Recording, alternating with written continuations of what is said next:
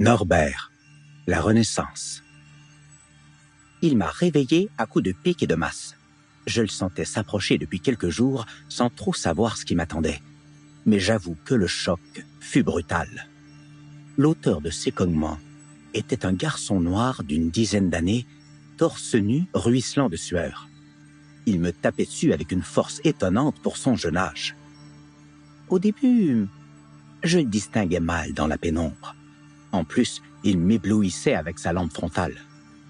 On se trouvait dans une galerie souterraine où ils étaient nombreux à creuser avec lui. Le bruit assourdissant résonnait sous les voûtes. « On ne peut plus dormir tranquille, dis donc !» Il a sursauté. Je le comprends. Ce n'est pas tous les jours qu'une roche vous interpelle dans une mine. Pourquoi me fracasses-tu de la sorte?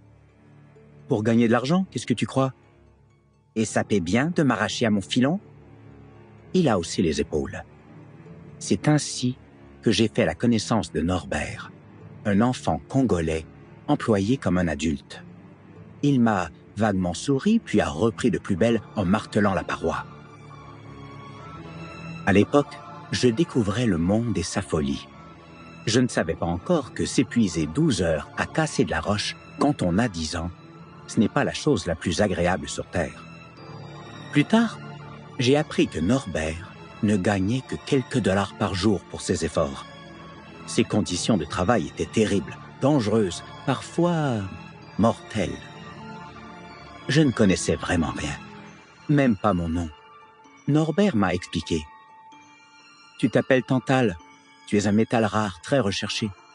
Tout le monde te veut alors, tu coûtes cher. » Il m'a jeté en morceaux dans un sac de toile qu'il a hissé sur ses maigres épaules et nous avons suivi un long couloir étroit avant de sortir à la lumière. Je n'avais pas vu le soleil depuis une éternité. Dehors, ça grouillait.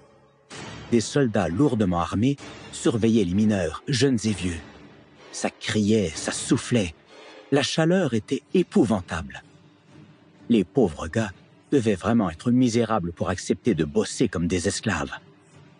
Norbert a vidé son sac sur le sol, puis des hommes ont concassé les blocs pour en faire du sable.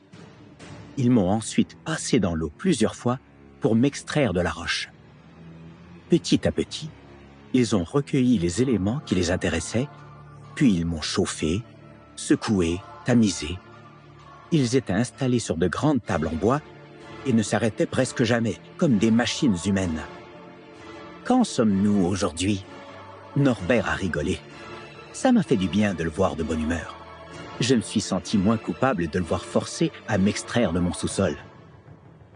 On est au début du XXIe siècle. Sa réponse ne me disait absolument rien. J'ai compris ensuite, grâce à Internet, que j'avais été formé il y a environ 2,6 milliards d'années. À côté de moi, les 10 années de Norbert ne pesaient pas lourd dans la balance. Ses petits muscles non plus. Et où sommes-nous? En Afrique centrale, dans la région du Kivu, en République démocratique du Congo. C'est mon pays, ajouta-t-il fièrement en français. Il a fallu des heures, des litres de sueur et des tonnes d'efforts pour dégager toutes mes inclusions et les réunir dans des sacs en toile avec une étiquette portant mon nom. Maintenant, que va-t-il se passer? On va te vendre? À qui?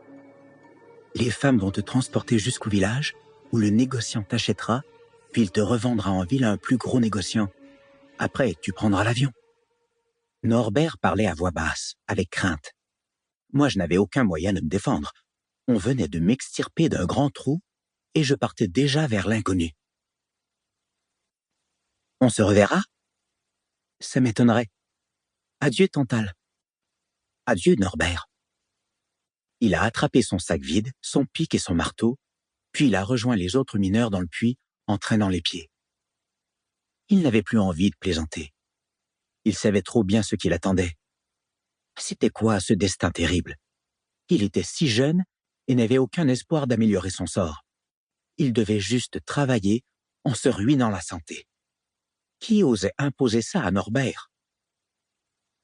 Moi, j'ignorais quel sort m'était réservé. Mais j'étais quand même curieux de découvrir qui exploitait ainsi des gamins. Pour continuer à écouter ce livre audio gratuitement, cliquez sur le lien dans la description et vous pourrez l'écouter en entier sans frais grâce à l'essai de 30 jours d'Audible.